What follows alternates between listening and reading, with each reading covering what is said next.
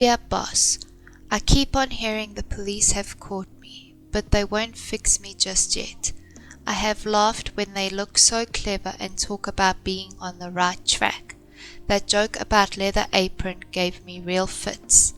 I am down on whores, and I shan't quit ripping them till I do get buckled. Grand work the last job was. I gave the lady no time to squeal. How can they catch me now? I love my work and want to start again. You will soon hear of me with my funny little games. I saved some of the proper red stuff in a ginger beer bottle over the last job to write with, but it went thick like glue and I can't use it. Red ink is fit enough, I hope. Ha ha. The next job I do, I shall clip the lady's ear off and send it to the police officers. Just for a jolly, wouldn't you?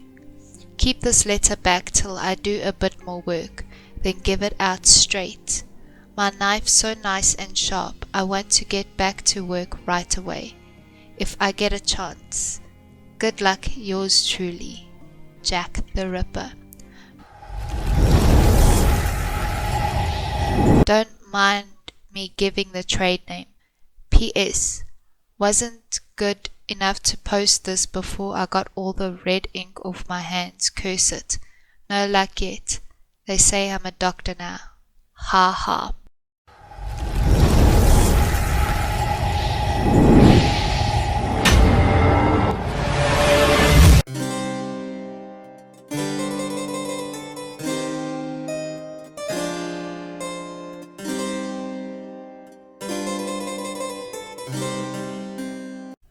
Everyone remembers their first love, their first kiss, their first encounter of learning about a serial killer in Victorian era England.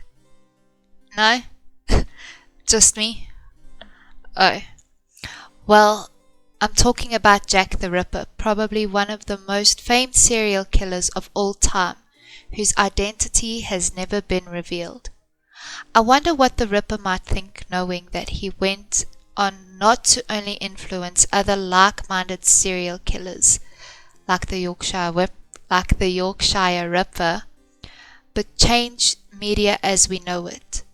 Jack the Ripper starred in many forms of media, books, stories, songs, and even shifted from being a terrifying nighttime stalker to a cartoon villain, which is where I was first introduced to this mysterious man with a taste for blood.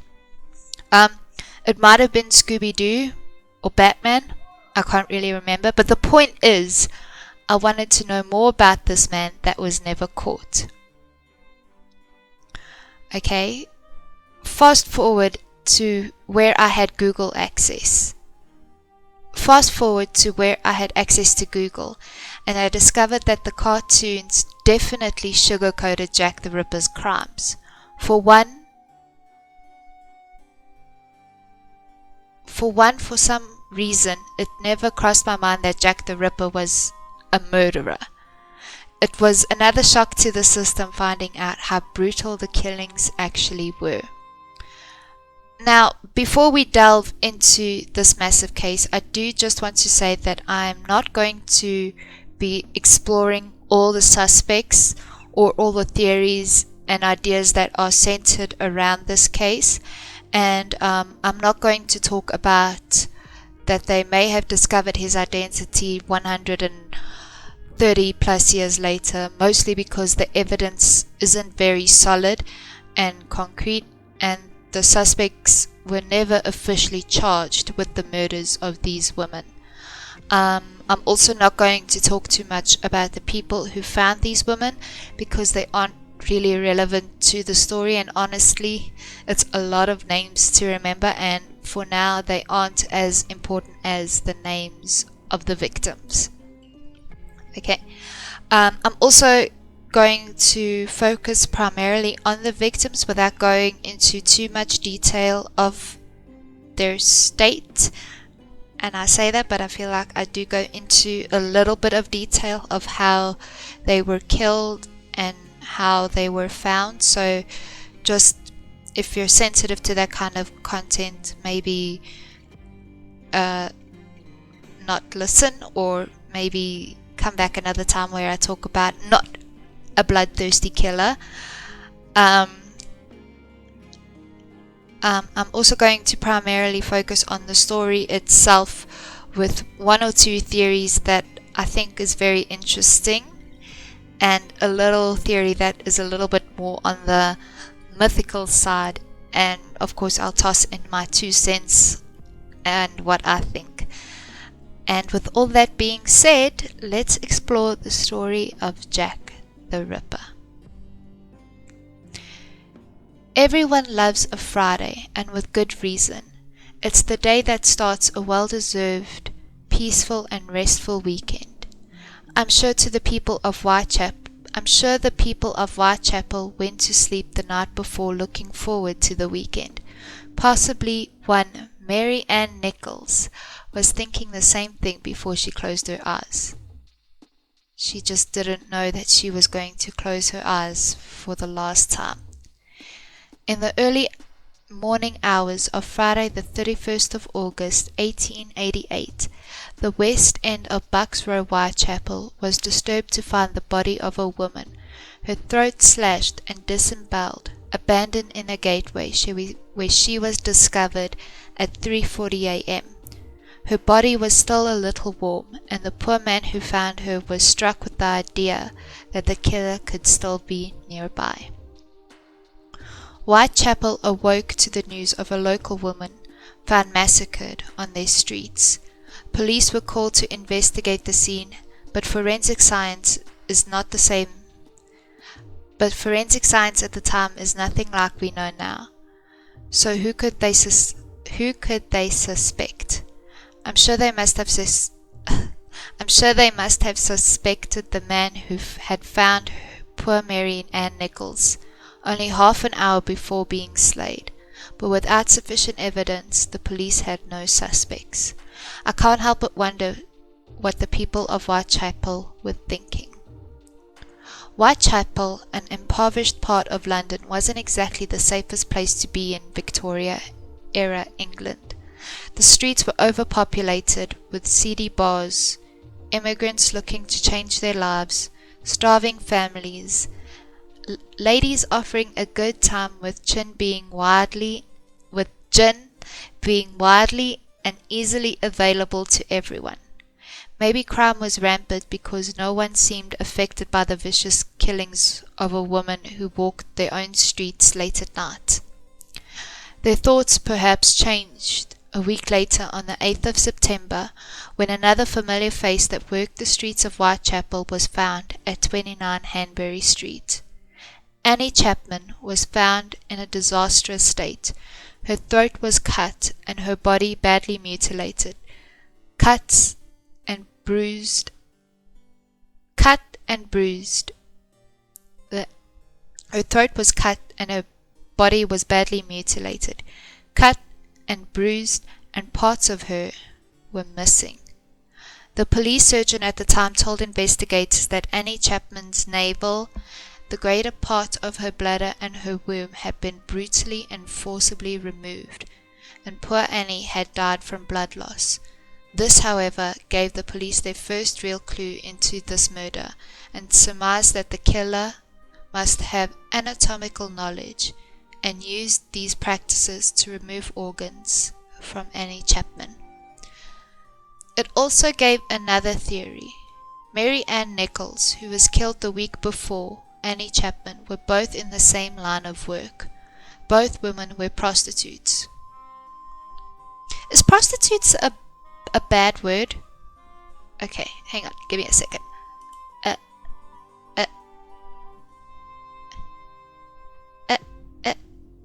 Okay, it is a bad word.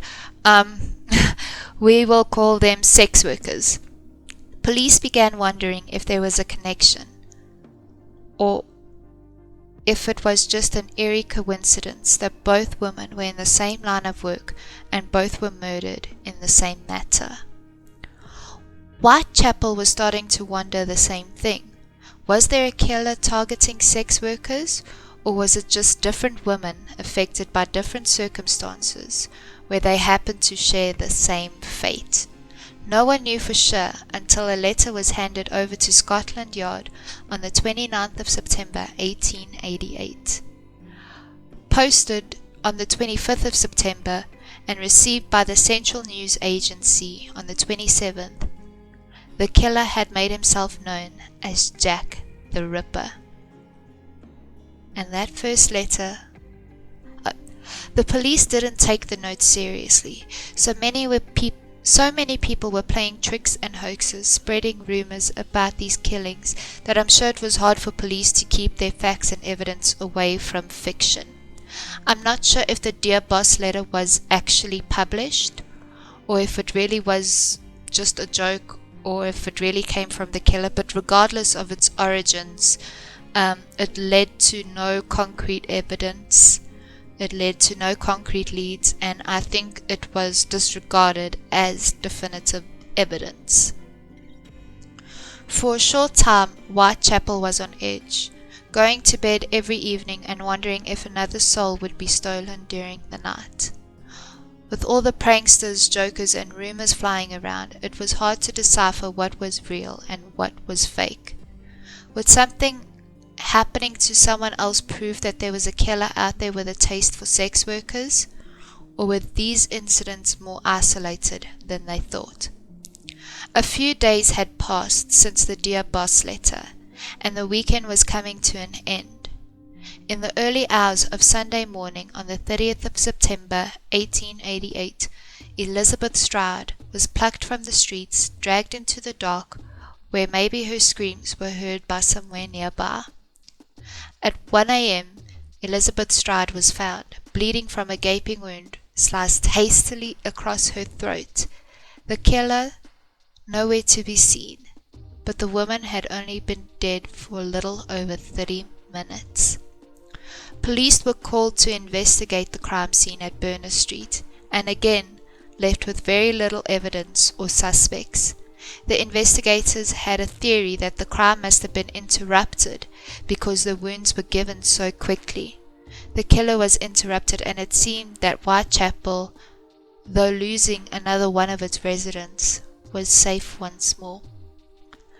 At least for about 45 minutes.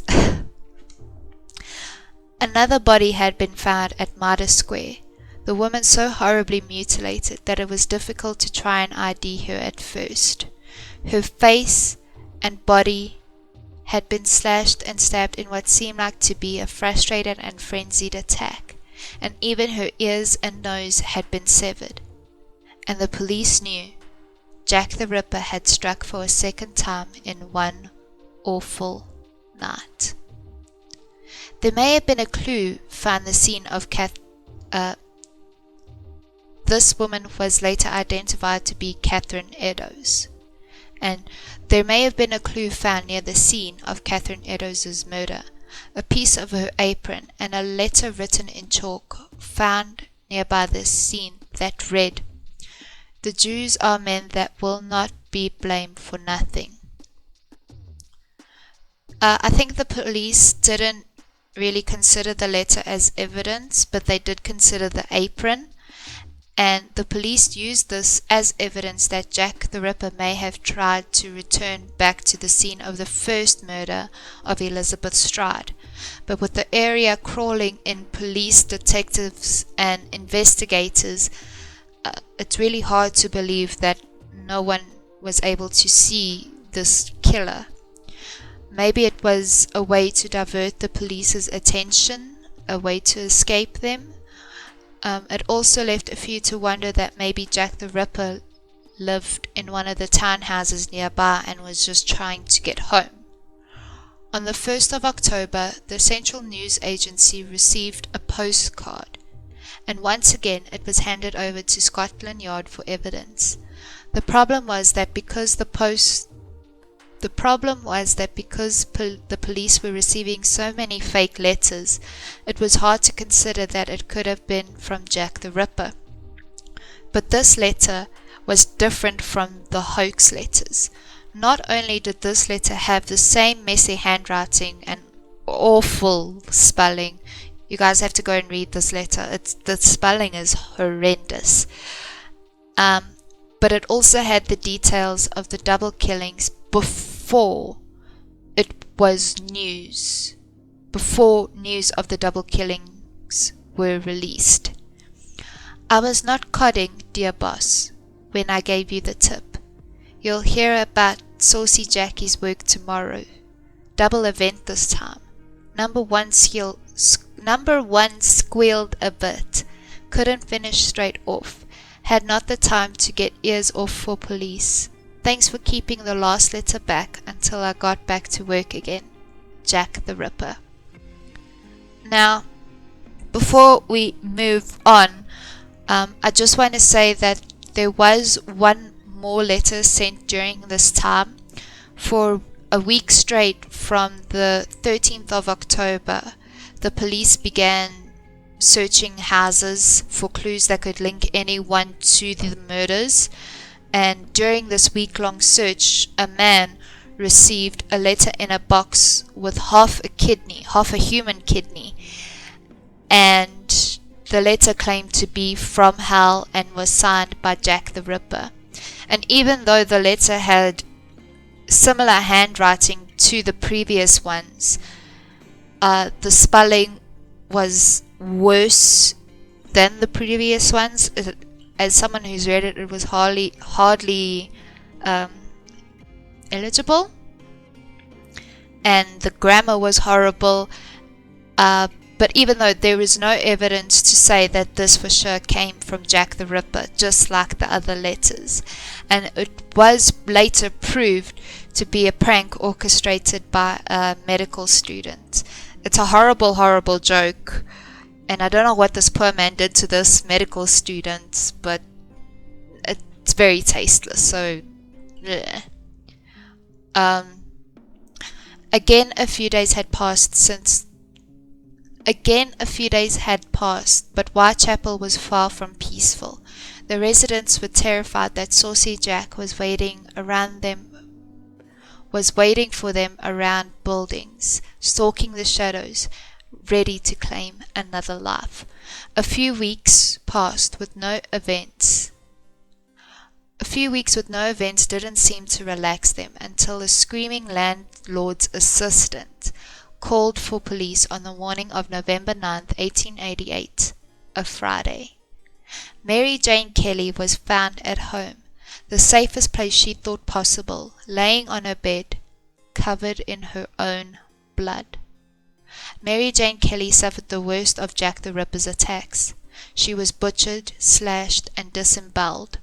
Parts of her body were placed carefully around her, like the killer was taking apart a toy to see how it worked, and she was almost decapitated.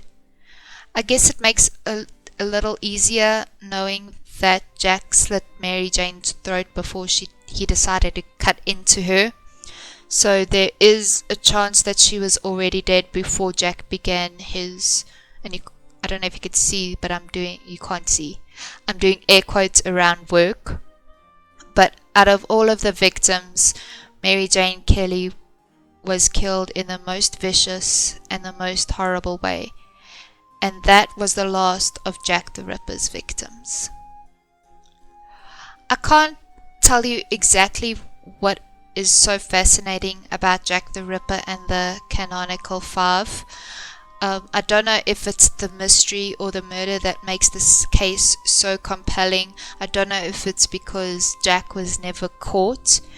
There are so many theories that Lewis Carroll, the author of Alice in Wonderland, a prince, Queen Victoria's son, and even an interesting lead surfaced, I think in an article from 2019, where they took DNA from a shawl belonging to Catherine Eddowes, and they've compared her descendants' DNA to the DNA of the semen that was found on her shawl, and compared that semen to the descendants' semen of a mentally ill barber that lived in the same area.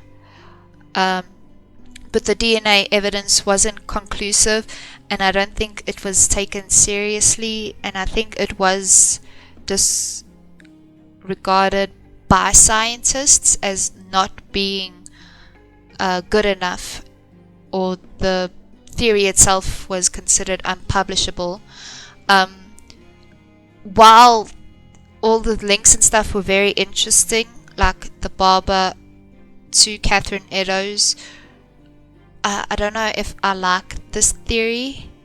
Just, I feel like it's too easy, or it's wrong to try and blame these murders on someone that they described as what? A raging lunatic. Mental health wasn't taken very seriously there, so I'd kind of disregard this theory completely. There is another popular theory, and this one is one of my favorites, and one that I found through an anime called Black Butler. And this theory is that Jack the Ripper could have been a woman. A midwife would have anatomical knowledge of a woman's body and the tools needed to do the dirty work. But there are other things to consider, like the strength of this midwife. Would she be able to actually tackle and fight other women? Would she be able to overpower them? Would she be stronger than them? And while it's an extremely popular theory, there is no evidence to say that Jack the Ripper could be male or female, but it is still one of my favorite theories. Another one, and this is the one that's a little bit out there, but I kind of like it. I love it. And this theory is that Jack the Ripper is a vampire and that he hunted the streets of London.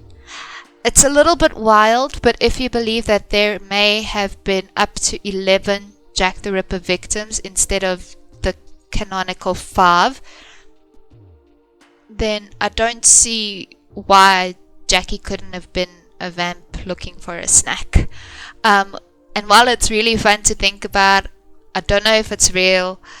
I don't know if vampires are real. I would like vampires to be real, but not if they're just killing random people. I know that takes away from the fact of vampires, but anyway.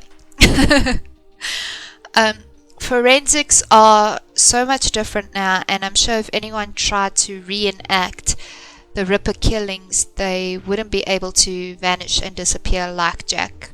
And I think that's a good thing. I don't think Jack is someone to make a hero, but I can understand the allure of him. But don't model yourself after him, okay? Okay. Jack the Ripper was an anomaly in his time, and in comparison to the serial killers we know now, like Bundy, the Wemmerpan killer, the checkerboard killer, and the Night Stalker, Jack the Ripper's numbers are a little bit low, but he's kind of like a gateway for so many people into the true crime world. I mean, Batman made a movie about Jack the Ripper in 2018 where they offered another popular theory that Jack could have been a policeman, which is just one of many, many theories, but again, it's a very interesting theory. And normally if you're starting to get into true crime and serial killers and you start reading about this stuff, normally Jack the Ripper is one of the first stories you read about, where you kind of like, oh, people aren't messed up. So that's what I mean by Jack is kind of like a gateway into the true crime world. And it's so weird to think that even after all this time, Jack is still influencing media, even the way that serial killers get a moniker. In a way, he kind of started that, to name these killers something that makes them seem more terrifying than what they actually are.